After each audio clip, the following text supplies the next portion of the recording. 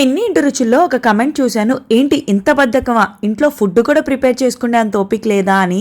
దానికి నా రిప్లై లాస్ట్లో చెప్తాను. బట్ కొంతమందికి ఉన్న డౌట్ ఏంటంటే, వీళ్ళు చేసేదేమన్నా పెద్ద కష్టమా, ఈజీగా చేయొచ్చు అనుకుంటారు. నేను చెప్తున్నాను, ప్రతి ఐటెంలో ప్రాసెస్ చాలా ఉండిద్ది, ఏది ఈజీగా అవ్వదు. ఇంకా డ్రై ఫ్రూట్ అయితే కట్ చేయడం చాలా టైం పట్టిద్ది అనుకుంటే, కలపడానికే మినిమం 1 అవర్ పట్టిద్ది. చాలా బలం పెట్టి మిక్స్ చేయాలి, అసలు మా వల్ల అయితే కాదు, జెంట్స్ తో కల్పిస్తాం మేము. మిన్ని ఇంటి రుచులు మా బ్రాండ్ నేమ్ పెట్టేటప్పుడు నేను చాలా ఆలోచించాను.